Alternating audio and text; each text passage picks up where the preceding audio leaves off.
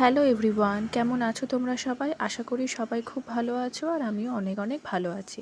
তো আজ আমাদের এখানে ছিল ঘোড়া দৌড় প্রতিযোগিতা। তোমরা কারা কারা প্রতিযোগিতা দেখেছো আমাকে জানিও কমেন্টে। তো আমি, মা আর বাবা আমরা তিনজনে গিয়েছিলাম। আর জায়গাটা এত ভালো, যেহেতু মাঠে হয় আর মাঠে তো এখন খাল কাটা হয়েছে বলে অনেকটা স্পেস হয়েছে। আর এত সুন্দর হাওয়া দিচ্ছিল, মানে বিকেলের বসার জন্য একদম পারফেক্ট একটা জায়গা।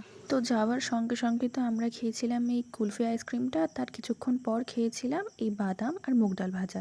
শুধু শুধু কি আর বসে থাকা যায় বলো? আর আস্তে আস্তে না জায়গাটা পুরো ভরে গিয়েছিল, মানে প্রচুর প্রচুর প্রচুর লোক হয়েছিল।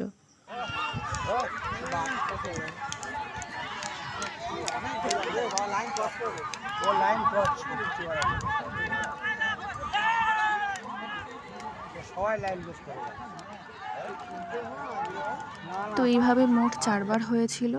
আর এখানে না এই শেষের ঘোড়াটা হঠাৎ করে মানুষজনেদের দিকে চলে গেছিলো। আসলে তারও দোষ নেই, ওর রাস্তার সামনে এত মানুষ দাঁড়িয়ে ছিল, বেচারা ভয় পেয়ে চলে গেছিল। আর এই যে খাবারটা দেখছো, এটাই হচ্ছে ঘোড়াছুটের আসল খাবার। বাচ্চারা তো প্রচুর পছন্দ করে এটা।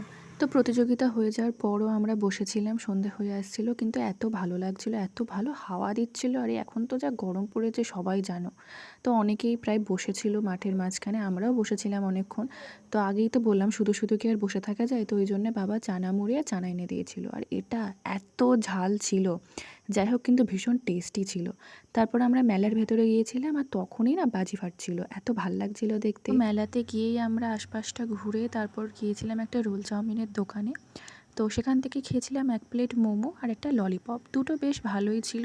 আর বাড়ির জন্য নিয়েছিলাম বিরিয়ানি, কিন্তু বিরিয়ানিটা একদম ভালো ছিল না, চালগুলো ভীষণ শক্ত ছিল, একদম ভালো ছিল না। আর বাড়ি ফেরার সময় আমরা গোপালের জন্য নিয়েছিলাম তালশাঁস, এটা আমাদেরও এবছরে প্রথম তালশাঁস খাওয়া। তো চলো, আজকে ভিডিওটা ভালো লাগলে একটা লাইক করে দিও। দেখা হচ্ছে পরের মিনি ব্লগে। টাটা।